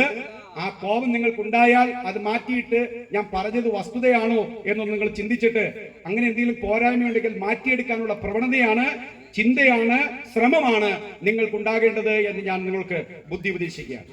ഇനി വേറെ ചില കാര്യങ്ങൾ കൂടി ഞാൻ നിങ്ങളോട് പറയട്ടെ. ഈ വേദപുസ്തകം പോലെ ഇത്ര ആധികാരികമായിട്ട്, ഇത്ര മനോഹരമായിട്ട്, കൃത്യമായിട്ട്, വ്യക്തമായിട്ട് ചില കാര്യങ്ങൾ മനുഷ്യവർഗത്തോട് പറഞ്ഞ പുസ്തകം വേറെ ഏത് പുസ്തകമാണുള്ളത്? ഇന്ന് രാത്രിയിൽ എന്റെ പ്രഭാഷണം വേദപുസ്തകത്തെ നിങ്ങളുടെ മുമ്പിൽ അതിന്റെ അതുല്യതയും ശ്രേഷ്ഠതയും അവതരിപ്പിച്ച് കാണിച്ച് ഈ വേദപുസ്തകത്തിന്റെ പ്രധാന ആശയത്തെ കുറച്ച് സമയം മാത്രം പറഞ്ഞ് അവസാനിപ്പിക്കുകയാണ് ഉദ്ദേശിക്കുന്നത്. നാളെയും ഈ മീറ്റിംഗ് ഇവിടെ ഉണ്ട്. ദൈവത്തിന്റെ ആത്മാവ് നയിക്കുന്ന പോലെ ദൈവദാസന്മാർ ആ സന്ദേശം നിങ്ങളെ അറിയിക്കും. ഈ വേദപുസ്തകം, ഈ പുസ്തകത്തെ അറിയാതെ ഇതിനെ കുറിച്ച് നിങ്ങളോട് പറഞ്ഞിട്ട് കാര്യമില്ല, ഇതിലുള്ളത് പറഞ്ഞിട്ട് കാര്യമില്ലല്ലോ. അതുകൊണ്ടാണ് ഞാൻ ഈ പുസ്തകത്തിന്റെ ചില കാര്യങ്ങൾ നിങ്ങളോട് പറയുന്നത്. ഈ വേദപുസ്തകം മുന്നോട്ട് വെക്കുന്ന പല കാര്യങ്ങളും എത്ര വ്യക്തതയുള്ളതാണെന്ന് അറിയാം. അത് ഊഹാപോഹങ്ങളോ അത് സങ്കല്പങ്ങളോ അല്ല, അത് കൃത്യമായിട്ടുള്ള വീക്ഷണങ്ങളും പഠിപ്പിക്കലുമാണ്. ഈ ലോകത്തിന്റെ, ഈ പ്രപഞ്ചത്തിന്റെ ആരംഭത്തെ കുറിച്ച് വളരെ വ്യക്തമായിട്ട് വേദപുസ്തകം പഠിപ്പിക്കുന്നുണ്ട്. എന്താ വേദപുസ്തകത്തിന്റെ പഠിപ്പിക്കൽ? ഈ പ്രപഞ്ചം ദൈവത്തിന്റെ സൃഷ്ടിയാണ് എന്നുള്ളതാണ്. അതോടുകൂടി അതിന്റെ ആ ഉത്തരം അവിടെ തീരുകയാണ്. അതിന്റെ ചോദ്യത്തിന്റെ ഉത്തരം അവിടെ തീരുകയാണ്. നിങ്ങൾ ഇതിന് പകരമായിട്ട് എവല്യൂഷൻ തിയറി വിശ്വസിച്ചാൽ, അല്ലെങ്കിൽ അത് ഞാൻ വിശ്വസിച്ചാൽ എന്നാണ് പറയുന്നത്, അല്ലെങ്കിൽ നിങ്ങളത് അവസാനം വിശ്വസിക്കലാണ്ട് നിവൃത്തിയില്ലാണ്ട് വരികയാണ്. അല്ലെങ്കിൽ ഇവല്യൂഷൻ തിയറി പഠിച്ചാൽ നിങ്ങളുടെ ചോദ്യം ഒരിക്കലും അവസാനിക്കില്ല. അവസാനം നിങ്ങൾ എവിടെ എത്തും? ഒരു നിഗമനത്തിലേക്കും സങ്കല്പത്തിലേക്കും, അവസാനം നമ്മുടെ എല്ലാം പദങ്ങളിലേക്ക് അവർക്ക് എത്തേണ്ടതായിട്ട് വരും. വിശ്വസിക്കുന്നു എന്ന് പറയേണ്ടി വരും. ഞാൻ പറഞ്ഞു നിങ്ങൾക്ക് മനസ്സിലായോ? ഇവല്യൂഷൻ തിയറിയും ക്രിയേഷൻ തിയറിയും തമ്മിലുള്ള വ്യത്യാസം. നമുക്ക് ഈ പ്രപഞ്ചം എങ്ങനെ ഉണ്ടായി എന്നൊരു ചോദ്യം ചോദിച്ചാൽ, ഒരു ചോദ്യം നമ്മളോട് ചോദിച്ചാൽ അതിന്റെ ഒരു ഒറ്റ ഉത്തരം ദൈവം സൃഷ്ടിച്ചു. കൃത്യം ഉത്തരം. ഒരു ഇവല്യൂഷനിസ്റ്റിനോട് ചോദിക്കുകയാണ്, നിങ്ങൾക്ക് ഒറ്റ വാക്കിൽ ഉത്തരം കിട്ടില്ല. നിങ്ങളോട് പറയാണ്, അങ്ങ് പണ്ട് ഒരു കാലത്ത് കോടാനുകോടി വർഷങ്ങൾക്ക് മുമ്പ് ഒരു പൊട്ടിത്തെറി ഉണ്ടായി. ആ പൊട്ടിത്തെറിയിൽ ഇങ്ങനെ പൊട്ടിത്തെറിച്ചു, ചില ഘടകങ്ങളെല്ലാം ഘനീഭവിച്ചു, ഒരുമിച്ച് കൂടി. അപ്പോൾ നിങ്ങൾക്ക് കുറെ സംശയങ്ങൾ വരും. അതെങ്ങനെ അങ്ങനെ വരുന്നത്? അങ്ങനെ അങ്ങ് വന്നു. അങ്ങനെ അത് കാലങ്ങൾ കുറെ എടുത്തു, കോടാനുകോടി വർഷങ്ങൾ അത് എടുത്തു. എങ്ങനെയാണ് ഇത് കൃത്യമായിട്ടുള്ള അകലത്തിലേക്ക് സൂര്യനും ഭൂമിയും തമ്മിലുള്ള കൃത്യമായ അകലത്തിൽ ഇത് കൃത്യമായ 23 ഡിഗ്രി ആ ചെരിവൊക്കെ കൃത്യമായിട്ട് വന്ന് അപ്പോഴും നിങ്ങൾ പറയുകയാണ് കോടാനുകോടി വർഷങ്ങൾ എടുത്തു, ഇതിങ്ങനെ പരിണാമത്തിലൂടെ കടന്നുപോയി. ഇതൊന്നും നമുക്ക് മനസ്സിലാവുന്നില്ലേ? ഇതൊക്കെ നമ്മൾ എന്ത് ചെയ്തോണം? അവസാനം വിശ്വസിച്ചോളണം. ഇതൊക്കെ നമ്മൾ എന്ത് ചെയ്യണം? വിശ്വസിച്ചോളണം. പിന്നെ ഇതിനേക്കാൾ എത്ര മനോഹരമാണ്, there is a brilliant person whom we call God. ഒരു ബുദ്ധിമാനായ, സർവജ്ഞാനിയായ, സൃഷ്ടിതാവായ ഒരു ദൈവമുണ്ട്. ആ ദൈവമാണ് ഈ പ്രപഞ്ചത്തെ ഇത്ര മനോഹരമായി സൃഷ്ടിച്ചതും വിന്യസിച്ചതും.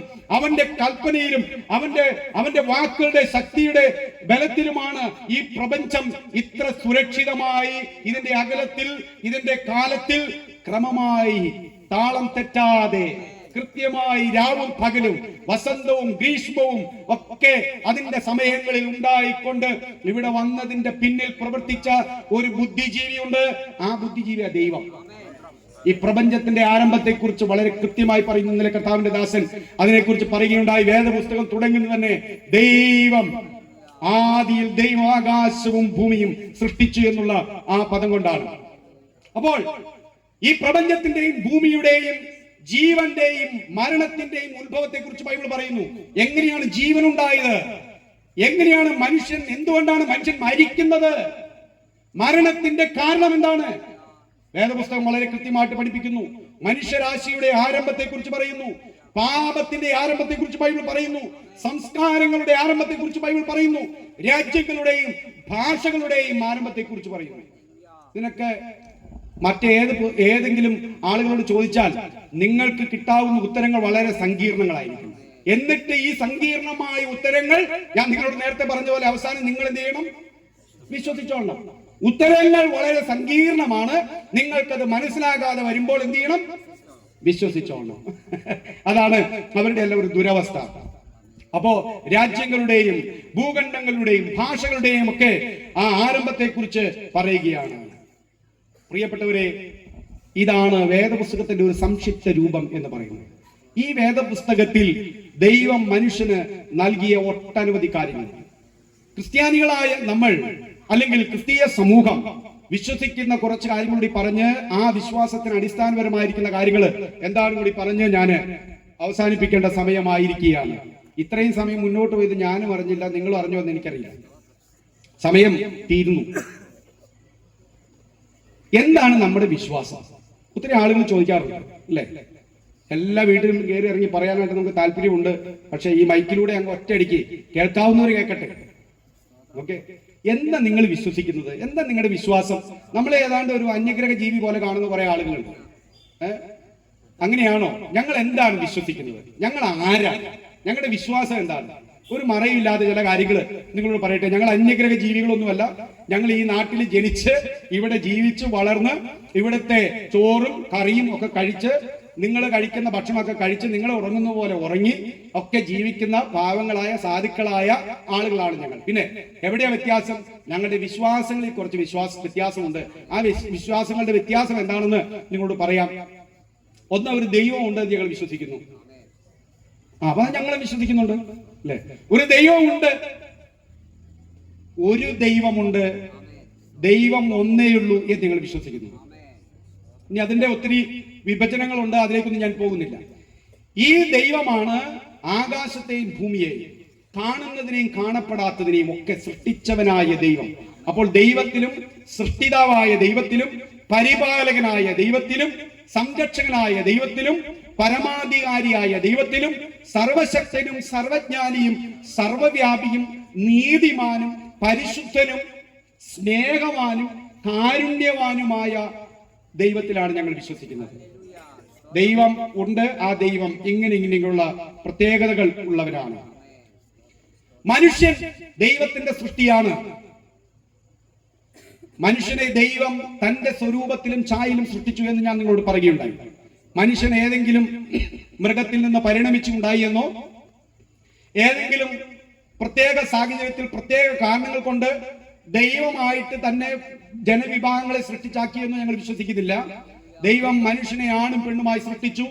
ആദം ഹൗവ ദമ്പതിമാരിൽ നിന്ന് പിൽക്കാലത്ത് വന്ന സമൂഹമാണ് ഈ പ്രപഞ്ചത്തിൽ മുഴുവൻ, ഈ ലോകത്തിൽ മുഴുവൻ നിറഞ്ഞിരിക്കുന്നത് എന്ന് ഞങ്ങൾ വിശ്വസിക്കുന്നു. അതുകൊണ്ട് ഇന്ത്യക്കാരനും അമേരിക്കക്കാരനും, ശ്രീലങ്കക്കാരനും പാകിസ്ഥാൻകാരനും, നേപ്പാൾക്കാരനും ചൈനക്കാരനും ആഫ്രിക്കക്കാരനും എല്ലാം നിറത്തിലും കഴിവിലും ഗുണത്തിലും പൊക്കത്തിലും വണ്ണത്തിലും ഒക്കെ വ്യത്യാസങ്ങൾ ഉണ്ട് എങ്കിൽ പോലും ദൈവത്തിന്റെ സ്വരൂപം സംബന്ധിച്ച്, ദൈവത്തിന്റെ സൃഷ്ടി സംബന്ധിച്ച് തുല്യരാണ് എന്ന് വിശ്വസിക്കുന്നവരാണ് ക്രിസ്ത്യാനികൾ. അതുകൊണ്ട് യാതൊരു വിധത്തിലുള്ള അവഹേളനങ്ങൾ ഒരു മനുഷ്യന്റെ ലിംഗം സംബന്ധിച്ചോ നിറം സംബന്ധിച്ചോ അവന്റെ കുലമോ അവന്റെ ദേശമോ അവന്റെ ഭാഷയോ സംബന്ധിച്ചോ നിറം സംബന്ധിച്ചോ വിദ്യാഭ്യാസം സംബന്ധിച്ചോ ഒരു വിധത്തിലുള്ള അവഹേളനങ്ങളും തരം താഴ്ത്തലുകളും കുറ്റപ്പെടുത്തലുകളും പാടില്ല എന്ന് വിശ്വസിക്കുന്നവരാണ് ക്രിസ്ത്യാനികൾ. അതുകൊണ്ട് എല്ലാവരും തുല്യരാണ്, എല്ലാവരും ദൈവത്തിന്റെ സൃഷ്ടികളാണ് എന്ന് നമ്മൾ വിശ്വസിക്കുന്നു. അതുകൊണ്ടാണ് നാം പരസ്പരം ബഹുമാനിക്കണം, സ്നേഹിക്കണം, മാന്യതയോടെ പെരുമാറണം. അതുകൊണ്ടാണ് വേദപുസ്തകം പറയുന്നത് കൊലപാതകം ചെയ്യരുത്.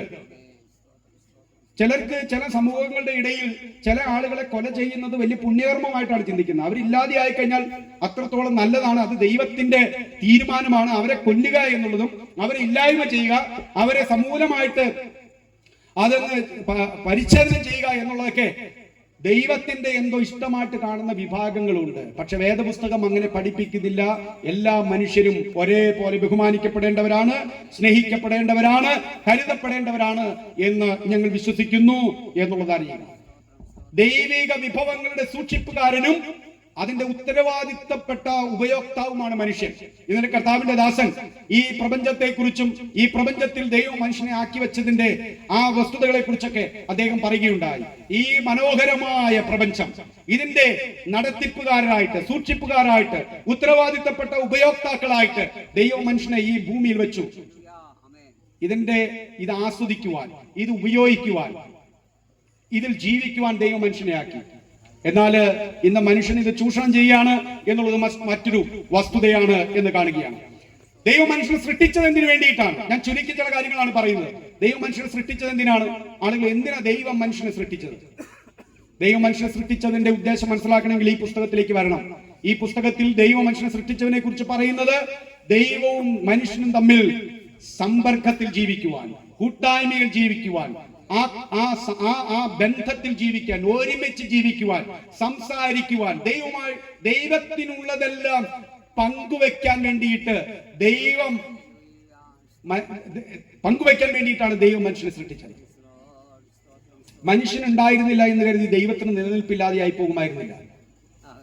മനുഷ്യൻ ഇല്ല എന്ന് കരുതി ദൈവം ഇല്ലാതെയായി പോകുമായിരുന്നില്ല. പക്ഷേ ദൈവം മനുഷ്യനെ സൃഷ്ടിച്ചത് ദൈവത്തിനുള്ളത് അവന്റെ സ്വരൂപത്തിലും ഛായയിലും സൃഷ്ടിക്കപ്പെട്ട മനുഷ്യനുമായിട്ട് കൂടി പങ്കുവയ്ക്കണം. വേദപുസ്തകത്തിലെ ദൈവം മാത്രമാണ് താൻ ഇരിക്കുന്ന ഇടത്തേക്ക് തന്റെ മക്കളെയും കൊണ്ടുപോകും എന്ന് പറഞ്ഞിട്ടുള്ള ഒരു ദൈവം.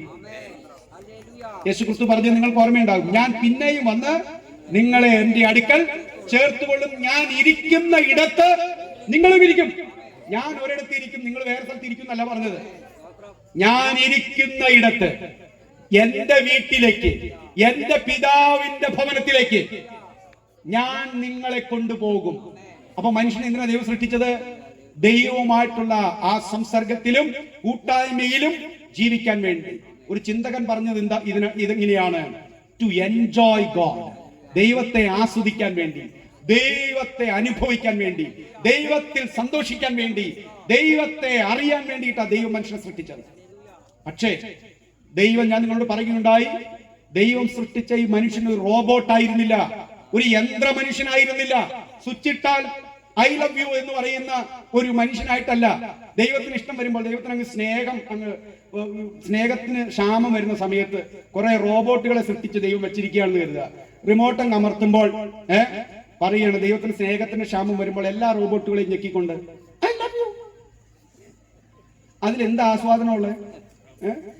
എല്ലാ ദിവസവും നിങ്ങൾ പറയാണ്, നിങ്ങളുടെ ഭാര്യമാരോട് പറയാണ്, അല്ലെങ്കിൽ ഭാര്യയോട് പറയാണ്, ഞാൻ രാവിലെ എഴുന്നേറ്റ് വരുമ്പോൾ നീ എനിക്ക് ഗുഡ് മോർണിംഗ് പറഞ്ഞോളണം എന്ന് നിങ്ങൾ ഒരു കൽപ്പന പുറപ്പെടുവിച്ചിട്ട്, നിങ്ങളുടെ കൽപ്പനയുടെ അടിസ്ഥാനത്തിൽ നിങ്ങളുടെ ഭാര്യ എല്ലാ ദിവസവും ഗുഡ് മോർണിംഗും ഐ ലവ് യും പറയുകയാണെങ്കിൽ ആ സ്നേഹത്തിന് വല്ല വൈകാരിക അനുഭൂതി നിങ്ങൾക്ക് തോന്നുമോ? ഇല്ല, ഒരു വൈകാരിക അനുഭൂതി ഉണ്ടാകുകയില്ല.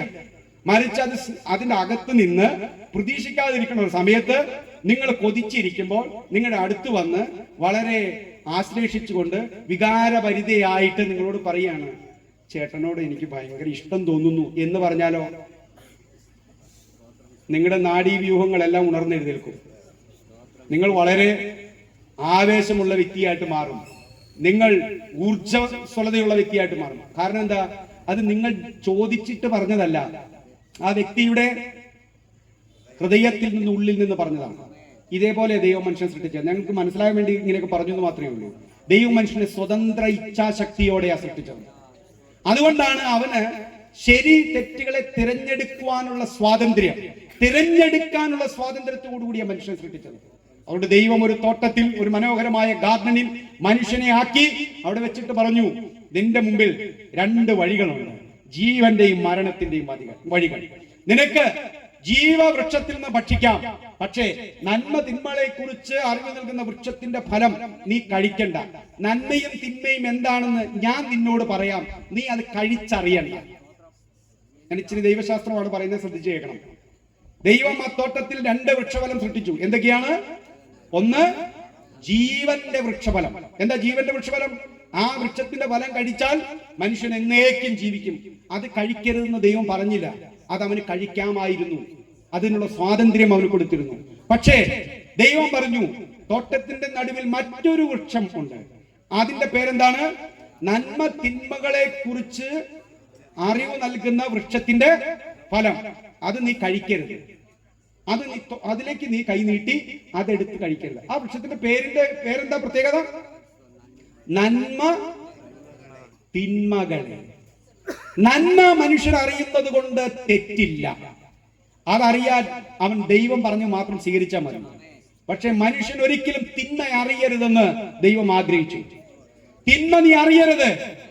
അതുകൊണ്ട് ആ വൃക്ഷഫലത്തിന്റെ നന്മ മാത്രമല്ല, പിന്നെ എന്തുകൂടെയുണ്ട്? തിന്മയും കൂടി നിന്നെ അറിയിക്കാനുള്ള ശേഷി ആ ഫലത്തിനുണ്ട്. അതുകൊണ്ട് കുഞ്ഞെ, നീ അതിൽ കയറി പിടിക്കരുത്. മനുഷ്യൻ സ്വതന്ത്ര ജീവിയാണ്. മനുഷ്യൻ അവന്റെ സ്വാതന്ത്ര്യം ദുർവിനിയോഗം ചെയ്തു. അവൻ ജീവന്റെ വൃക്ഷത്തിന്റെ ഫലം കയറി പിടിച്ച് കഴിക്കുന്നതിന് പകരം അവൻ കഴിച്ചത് നന്മ തിന്മകളെ കുറിച്ചുള്ള അറിവിന്റെ വൃക്ഷത്തിന്റെ ഫലം അവൻ കയറി കഴിച്ചു. അവൻ ഇന്ന് നന്മ മാത്രം അറിയുന്നവനല്ല. നിങ്ങൾ കണ്ണുകളൊന്ന് ഓടിച്ചേ, മനുഷ്യൻ തിന്മ അറിഞ്ഞു തീർന്നോ? മനുഷ്യൻ തിന്മ അറിഞ്ഞു തീർന്നോ? മനുഷ്യന്റെ തിന്മകൾ തീർന്നോ പ്രിയപ്പെട്ടവരെ? ഓരോ ദിവസവും നമ്മൾ കേൾക്കുന്ന വാർത്തകൾ നമ്മെ കരളലിയിപ്പിക്കുന്നതാണ്, നമ്മുടെ നെഞ്ച് തകർക്കുന്നതാണ്. നമ്മുടെ സമൂഹത്തിന് എന്ത് പറ്റി? മനുഷ്യൻ എന്ത് സംഭവിച്ചു? നമ്മുടെ കുഞ്ഞുങ്ങൾക്കും കൗമാരപ്രായക്കാർക്കും എന്ത് പറ്റി? ഇത്ര ഭീകരമാണോ തിന്മ? ഇത്ര ഭീകരമാണോ പാപം? ദൈവം പറഞ്ഞു, കുഞ്ഞേ, നീ അത് കഴിക്കരുത്, നീ അത് കഴിക്കരുത്. ദൈവം കഴിക്കരുതെന്ന് പറഞ്ഞപ്പോൾ അതിന്റെ വരും വരായികൾ അറിഞ്ഞുകൊണ്ടാണ് മനുഷ്യനോട് പറഞ്ഞത്. പക്ഷെ നിങ്ങൾക്ക് വീണ്ടും സംശയം ഉണ്ടാകാം. ആ സംശയങ്ങൾ എന്തെങ്കിലും ഉണ്ടെങ്കിൽ പിന്നാലെ യോഗത്തിന് ശേഷം വന്നാൽ പരിഹരിച്ചു തരാം. ഇന്ന് മനുഷ്യൻ തിന്മ അറിഞ്ഞുകൊണ്ടിരിക്കുകയാണ്, തിന്മയുടെ ആഴങ്ങൾ അറിഞ്ഞുകൊണ്ടിരിക്കുകയാണ്, തിന്മയുടെ വിവിധ ഭാവങ്ങൾ അറിഞ്ഞുകൊണ്ടിരിക്കുകയാണ്. ഓ, സ്കൂളിൽ പഠിക്കാൻ പോകുന്ന കുട്ടികൾ പോലും എത്ര ക്രൂരമായിട്ടാണ് ഇടപെടുന്നത്. വെറും ചെറുപ്രായത്തിൽ തന്നെ നമ്മുടെ കുഞ്ഞുങ്ങൾ അക്രമവാസനയുള്ളവരായി, കൊലപാതക ചിന്തയുള്ളവരായിട്ട് മാറുകയാണ്. എന്റെയൊക്കെ ചെറുപ്രായത്തിൽ നമ്മളൊക്കെ ഏറ്റവും വലിയ പാപം ചെയ്യുന്നത് 1 രൂപ മോഷ്ടിക്കുന്നതാണ്. അത് മോഷ്ടിച്ചാൽ തന്നെ കാലും കൈയും വിറച്ച് അതിന്റെ കുറ്റബോധം എത്ര ഉണ്ടാകുമായിരുന്നു എന്നറിയാം. എപ്പോഴെങ്കിലൊക്കെ പറയും, ഞാൻ 1 രൂപ എടുത്തുട്ടോ, ഇന്ന് ഓനെ ഞാൻ കൊല്ലും എന്ന് പറഞ്ഞാൽ കൊല്ലും. അതാണ് ഡയലോഗ്. നിങ്ങൾ കേട്ടില്ലേ? നിങ്ങൾ അവന്റെ ഒന്ന് പോയി നോക്ക, അവന്റെ കണ്ണ് നോക്കുന്നതാണ് അവൻ പറഞ്ഞത്. ഓനെ ഞാൻ കൊല്ലും എന്ന് പറഞ്ഞാൽ കൊല്ലും. പറഞ്ഞതാരാ? മീശ മുളയ്ക്കാത്ത എന്ന് പറഞ്ഞു കഴിഞ്ഞാൽ അതിന് പ്രായപൂർത്തിയാകാത്ത പിള്ളേരാണ് ഈ പറയുന്നത്. ഞാൻ പറയുന്നതിന്റെ കാരണം എന്താണെന്നറിയാമോ? പാപം അതിന്റെ സംഹാര താണ്ഡവം ആടിക്കൊണ്ടിരിക്കുകയാണ്. പ്രിയപ്പെട്ടവരെ, മനുഷ്യൻ തിന്മകളുടെ ഏറ്റവും മോശമായ സാഹചര്യത്തിലേക്ക് നീക്കൊണ്ടിരിക്കുകയാണ്. ദൈവം മനുഷ്യൻ എന്തിനാ സൃഷ്ടിച്ചത്? പിശാചുമായിട്ടുള്ള സഹവർത്തിത്വനല്ല, ദൈവവുമായിട്ടുള്ള ബന്ധത്തിൽ കഴിയാനാണ്. മനുഷ്യൻ അങ്ങനെ പാപം ചെയ്ത് ദൈവത്തിൽ നകന്നുപോയി. പാപം ചെയ്ത് ദൈവത്തിൽ നകന്നുപോയ മനുഷ്യനെ ദൈവം സ്നേഹിച്ചു. അവനെ രക്ഷിക്കുവാൻ ദൈവം തന്നെ ഈ ഭൂമിയിലേക്ക് രാജാവായി, രക്ഷിതാവായി, മശികയായി, കർത്താവായി, ദൈവമായി, രക്ഷകനായി ഇറങ്ങി വന്നതിന്റെ സന്ദേശമാണ് സുവിശേഷം. പാപിയായ മനുഷ്യനെ, അവനെ പാപത്തിൽ നിന്നും ശാപത്തിൽ നിന്നും രക്ഷിച്ച് തന്റെ രാജ്യത്തിലേക്ക് തിരികെ വിളിച്ചു കൊണ്ടുവരുവാൻ ദൈവം ഇറങ്ങി വന്നതിന്റെ സന്ദേശമാണ് സുവിശേഷം. മനുഷ്യ, നിനക്ക് രക്ഷയുണ്ട്, നിനക്ക് മോചനമുണ്ട്. തിന്മയുടെ കരാള ഹസ്തങ്ങളിൽ നിന്ന്, ശാപങ്ങളിൽ നിന്ന്, ഈ സാമൂഹികമായിട്ടുള്ള അധപ്പതനത്തിൽ നിന്ന്, ധാർമ്മികമായ ശോഷണത്തിൽ നിന്ന് നിനക്ക് തിരിച്ചു വരാം.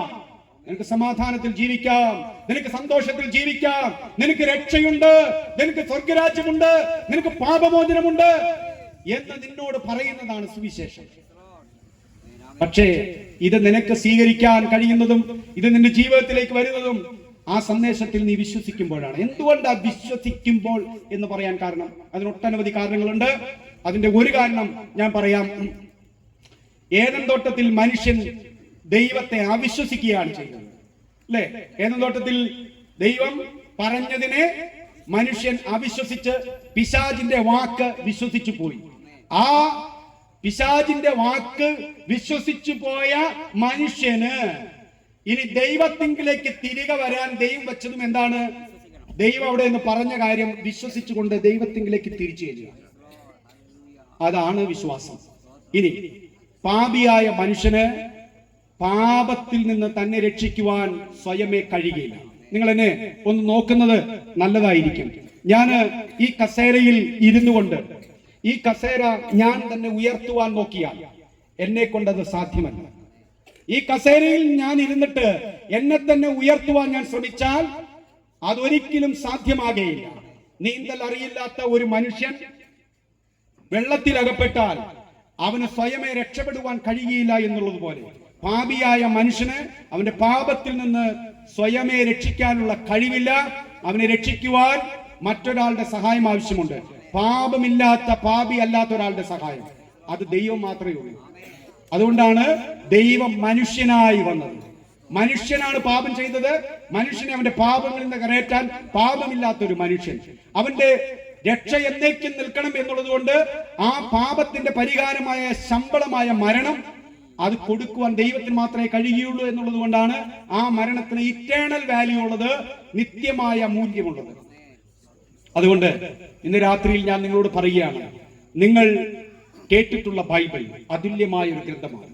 നിങ്ങളത് വായിക്കണം, നിങ്ങൾ ആ പുസ്തകത്തെ ഒന്ന് പഠിക്കണം. നിങ്ങൾ അതിനെ ഏതെങ്കിലും വിധത്തിലുള്ള ഒരു ചിന്തയോടുകൂടി ഒന്ന് സമീപിച്ചിട്ട് അതൊന്ന് വായിക്കുകയും പഠിക്കുകയും ചെയ്താൽ ഈ പുസ്തകം നിങ്ങളുടെ ജീവിതത്തിലും കുടുംബത്തിലും വരുത്തുന്ന മാറ്റങ്ങൾ നിങ്ങൾക്കൊരിക്കലും ഊഹിക്കാവുന്നതല്ല. അതിന്റെ അളവുകൾ വലിയതായിരിക്കും, ആ മാറ്റങ്ങൾ വലിയതായിരിക്കും. അതിൽ നിങ്ങൾ ഒരു വ്യക്തിയെ കണ്ടെത്തും, അത് മറ്റാരുമല്ല, ഒന്ന് അത് നിങ്ങളെ തന്നെ അതിൽ നിങ്ങൾ കണ്ടെത്തും. നിങ്ങളെ രക്ഷിക്കുന്ന ഒരു ദൈവത്തെയും നിങ്ങൾ കണ്ടെത്തും. നിങ്ങളെ സ്നേഹിക്കുന്ന, നിങ്ങളുടെ പാപങ്ങൾ ക്ഷമിക്കുന്ന, നിങ്ങളുടെ കുറവുകൾ തീർക്കുന്ന, നിങ്ങളെ മനുഷ്യനാക്കി മാറ്റുന്ന, നിങ്ങളെ മനുഷ്യത്വത്തിലേക്ക് കൊണ്ടുവരുന്ന, ദൈവത്തിലേക്ക് കൊണ്ടുവരുന്ന, നിങ്ങളെ സ്നേഹിക്കുന്ന നീതിമാനായ സ്നേഹവാനായ ഒരു ദൈവത്തെയും നിങ്ങൾ കണ്ടുമുട്ടും. ഇന്ന് രാത്രിയിൽ ഞാൻ എന്റെ പ്രഭാഷണം അവസാനിപ്പിക്കുമ്പോൾ എനിക്ക് നിങ്ങളോട് പറയാനുള്ള ദൂത് എന്ന് പറയുന്നത്, നിങ്ങളുടെ ജീവിതത്തിൽ ഒരു മാറ്റം ആവശ്യമാണെന്ന് നിങ്ങൾ വിശ്വസിക്കുന്നുവെങ്കിൽ, പ്രിയപ്പെട്ടവരെ, ഇതൊന്നൊരു നിർബന്ധത്താലുള്ള സന്ദേശമല്ല. നിങ്ങൾ ഈ കേട്ട സന്ദേശത്തിന്റെ അതിന്റെ പ്രധാനപ്പെട്ട ചിന്തകൾ നിങ്ങൾ മനസ്സിലൊന്ന് കോർത്തിണക്കി അതിനെക്കുറിച്ച് ചിന്തിക്കുക. എന്നിട്ട് നിങ്ങൾ ധ്യാനിക്കുക, ആരാണ് യേശു, എന്താണ് ബൈബിൾ, എന്താണ് ഈ സുവിശേഷം. ഞാൻ നിങ്ങളോട് പറയട്ടെ, അന്ധകാരം പിടിച്ച ലോകത്തിൽ, കൂരിരുട്ട് മൂടിയിരിക്കുന്ന ഈ ലോകത്തിൽ, മനുഷ്യന് അപ്പനേതാണ്, അമ്മയേതാണ്, സഹോദരനേതാണ്, സഹോദരി ഏതാണ്, മകനേതാണ്, മകളേതാണ് എന്നുള്ള ആ കാഴ്ചകളെല്ലാം നഷ്ടപ്പെട്ട് അന്ധകാരത്തിൽ തപ്പിത്തടയുന്ന, കൂരിരുട്ടിൽ കിടക്കുന്ന കുടുംബങ്ങളെയും സമൂഹങ്ങളെയും രാഷ്ട്രങ്ങളെയും രക്ഷിക്കുവാൻ ഒരേ ഒരു പ്രകാശമേ ഉള്ളൂ. അത് ലോകത്തിന്റെ വെളിച്ചമായ യേശു ക്രിസ്തു മാത്രമാണ്. യേശു പറഞ്ഞു, ഞാൻ ലോകത്തിന്റെ വെളിച്ചമാകുന്നു. എന്നിൽ വിശ്വസിക്കുന്നവൻ ഇരുളിൽ നടക്കാതെ വെളിച്ചത്തിൽ നടക്കും. യേശുവിൽ വിശ്വസിച്ചാൽ നിങ്ങളുടെ ജീവിതത്തിലെ അന്ധകാരം മാറും, നിങ്ങളുടെ ഇരുട്ട് മാറും, നിങ്ങളുടെ അസമാധാനം മാറും, നിങ്ങളുടെ വിഷയങ്ങൾക്ക്, നിങ്ങളുടെ പാപം എന്ന് പറയുന്ന ആ വലിയ കൂരിരുട്ടിൽ നിന്ന് നിങ്ങൾ മാറി വെളിച്ചത്തിലേക്ക് വരും. ഇന്ന് രാത്രി ഞാൻ നിങ്ങളെ ബുദ്ധി ഉപദേശിക്കുകയാണ്. അന്ധകാരം പിടിച്ച നിങ്ങളുടെ ജീവിതത്തെ പ്രകാശപൂർണമാക്കുവാൻ യേശുവിന് മനസ്സുണ്ട്. നിങ്ങൾക്ക് മനസ്സുണ്ടോ? രക്ഷപ്പെടുവാൻ നിങ്ങൾക്ക് മനസ്സുണ്ടോ? സൗഖ്യമാകുവാൻ നിങ്ങൾക്ക് മനസ്സുണ്ടോ? ഇത് വിശ്വാസമാർഗമാണ്, പ്രവൃത്തിയാലുള്ളതല്ല.